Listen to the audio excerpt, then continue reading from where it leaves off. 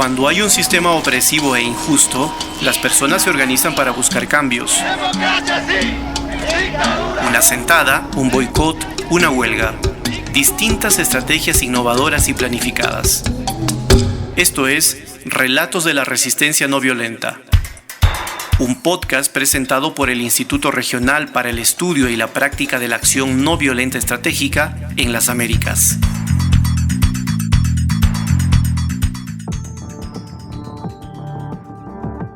Hoy vamos a conversar con la investigadora, ecofeminista y activista por los derechos humanos y de la naturaleza, Renata Mantilla. El tema que nos convoca se refiere a la lucha y la acción no violenta de las mujeres amazónicas en Ecuador.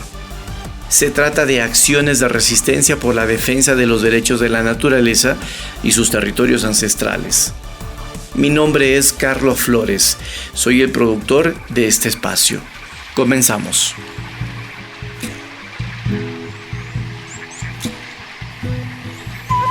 Renata nos cuenta que en el 2008 Ecuador tuvo una nueva constitución que consagró una serie de derechos, entre ellos los derechos de la naturaleza.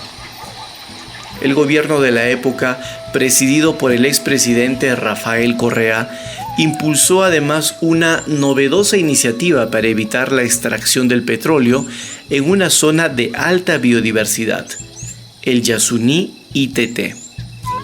Pero esta iniciativa no alcanzó la meta trazada, que consistía en dejar el petróleo bajo tierra a cambio de una compensación económica por parte de la comunidad internacional.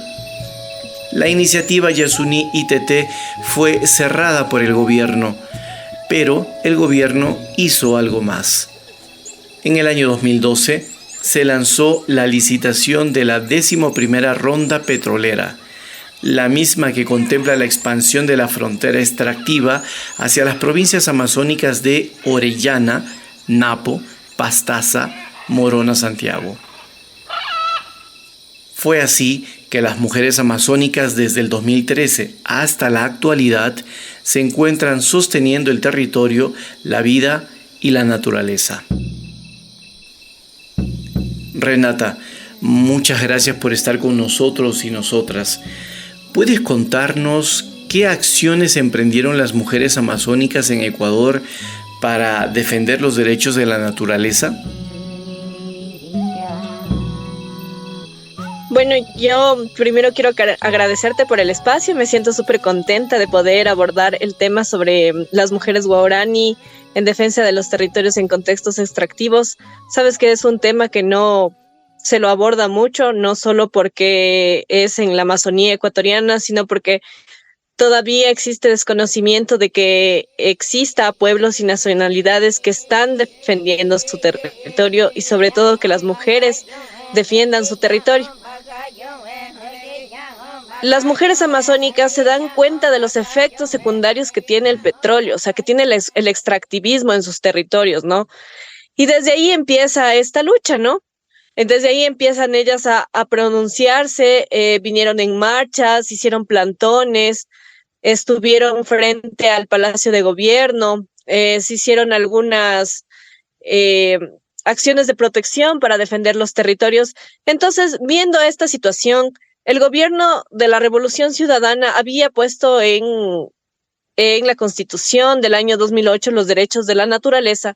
Sin embargo, decide lanzar la 11ª ronda petrolera para sacar el petróleo que está dentro de 4 provincias, que son Orellana, Napo, Pastaza y Morona, Santiago, con el fin de extraer los recursos naturales, porque las empresas chinas están interesadas en el petróleo que existe dentro, ¿no es cierto?, dentro de estos territorios. Entonces, es ahí cuando las mujeres guaraní empiezan a tomar lucha y posesión sobre la defensa de los territorios. Se dan cuenta que ellos pueden frenar esta acción e inician una lucha, inician un proceso de resistencia desde el año 2017. Empiezan con marchas, plantones, van y a pedir una acción de protección también ante el juez. y bueno, una serie de acciones que les permitan defender su territorio y la naturaleza, encabezados por la organización que es la Coordinadora de Organizaciones Nacional de Pueblos Guaraní de Pastaza, la CONCONAHUEP, que ahora actualmente ya no existe, pero que en ese momento de la coyuntura era súper importante porque una de las líderes, que es ya una mujer icónica, es una mujer que su imagen está a nivel mundial.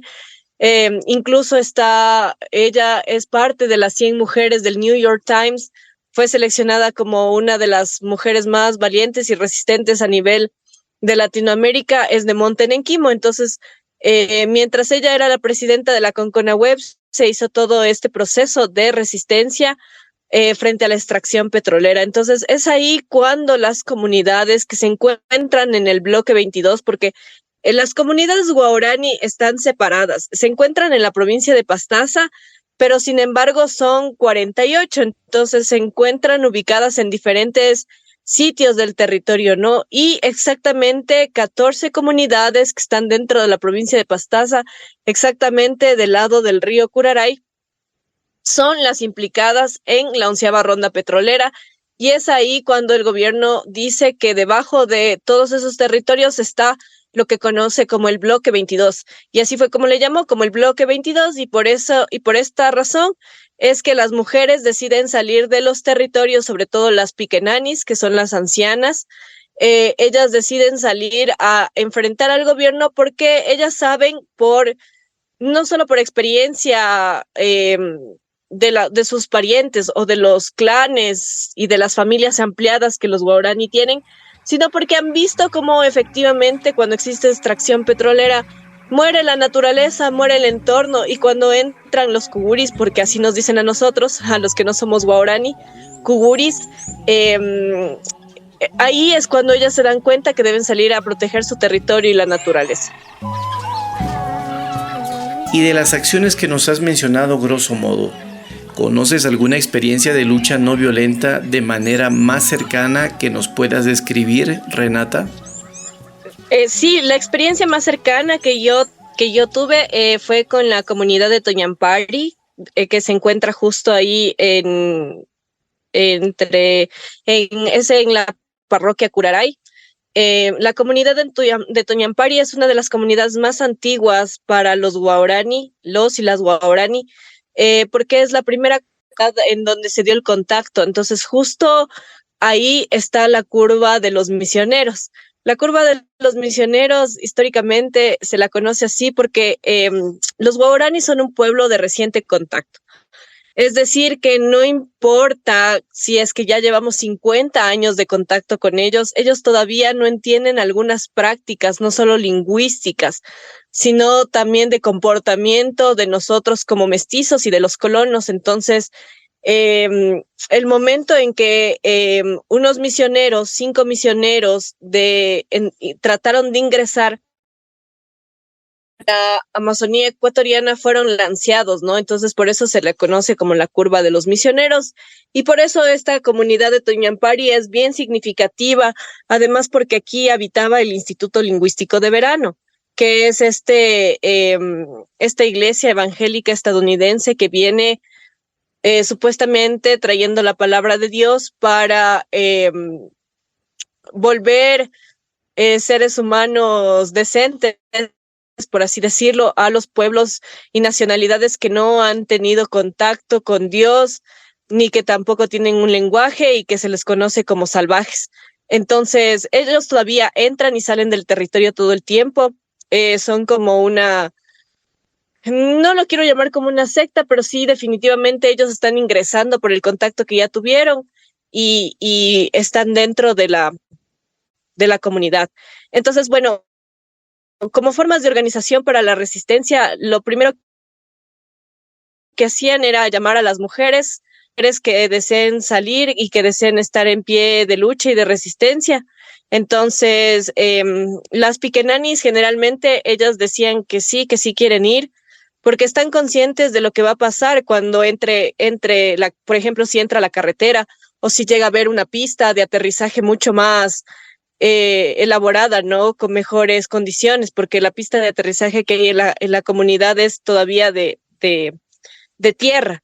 Entonces, a ellas sí les preocupa bastante lo que va a pasar, porque ellas no quieren que se desintegre su clan, su familia, su nanicabo, así es como se le llama a la familia en Guao Terero, el nanicabo. Entonces, ellas lo primero que hacían era organizarse entre mujeres. Pero las mujeres guaraní tienen prácticas que ellas hacen en todo lado. Por ejemplo, si una piquenani sale, lo primero que hacen es llevar chicha. Siempre llevan chicha. La chicha es una bebida recontra femenina porque es producida por las mujeres. A pesar de que para el proceso de la chicha intervienen los hombres, tumbando árboles para poder sembrar la yuca, limpiando el terreno y esas cosas, la chicha sigue siendo una bebida completamente femenina porque cuando las piquenanis quieren que sus hijos, que sus hijas sean buenas mujeres chicheras, lo que hacen es cuando son bebés seleccionan a una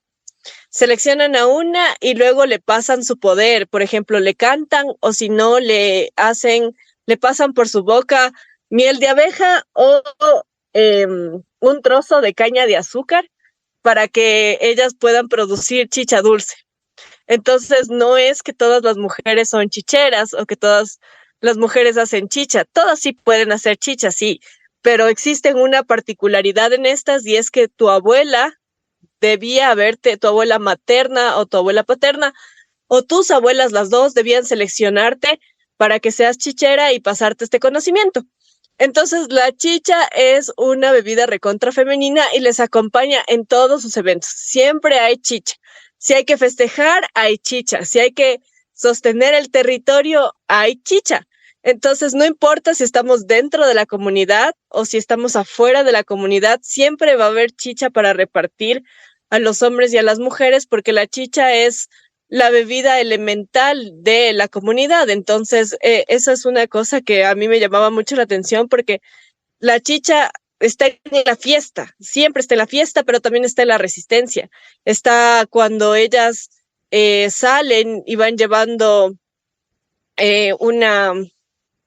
un baldecito, o si no, a veces lo hacen mientras están esperando. O sea, por ejemplo, cuando estaban allá en el Puyo, yo me acuerdo que esperando la sentencia y este tipo de cosas, ellas seguían, algunas mujeres seguían haciendo chicha, otras servían. Entonces, eso, por ejemplo, es un tejido femenino súper poderoso y fuerte que se puede evidenciar tanto adentro del territorio como fuera del territorio, y era una cosa bien bonita porque esto genera comunidad tanto fuera como adentro y les hace regresar al territorio de alguna manera, no solo desde su cultura, sino también de una forma simbólica, ¿no? Tomar chicha es lo que le mueve al guaraní o a la guaraní a hacer cosas para defender el territorio y la naturaleza también. Otra de las cosas que son súper así importantes es la forma en cómo ellas tejen, tejen con chambira. La chambira es un material natural que se encuentra en un árbol. Entonces la chambira lo pintan de colores, con eso hacen aretes, bolsos, manillas.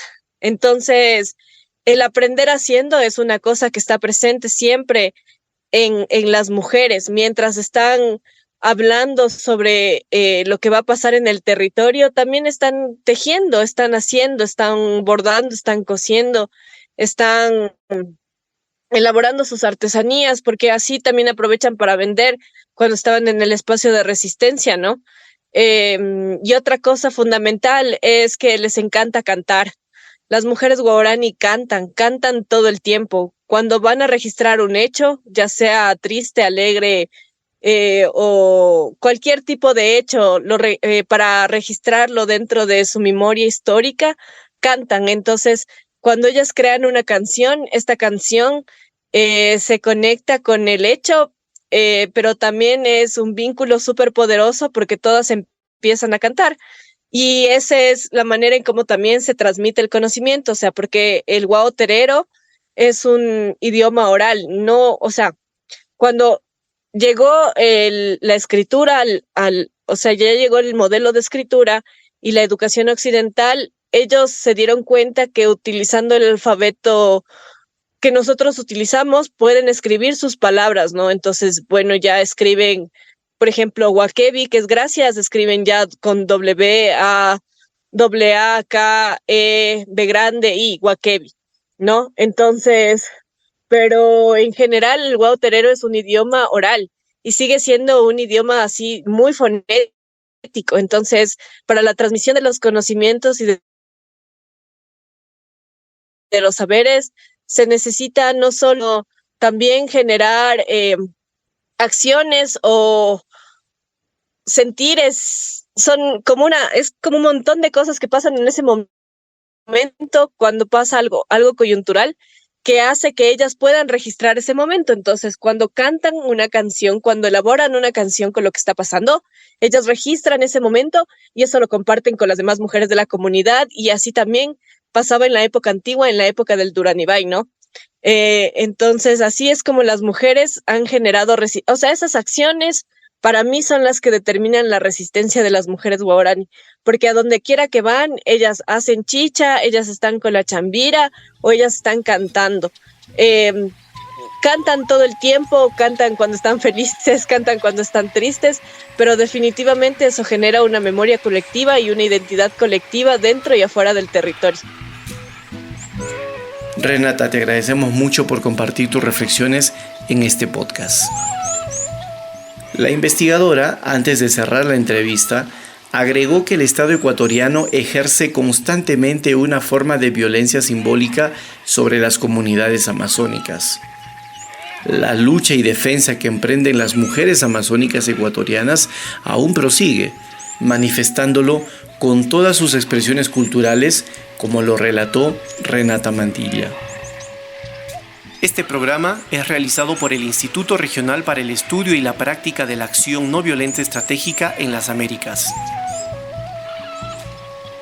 Esto fue Relatos de la Resistencia No Violenta, un podcast que busca compartir experiencias no violentas desde diferentes partes del mundo. Puedes encontrar este material sonoro en nuestro sitio web accionnoviolenta.org/podcast o en plataformas como Spotify. Producción: Carlos Flores. Editor de sonido: Gonzalo Garófalo. Artes gráficas y redes sociales: Astrid Torres.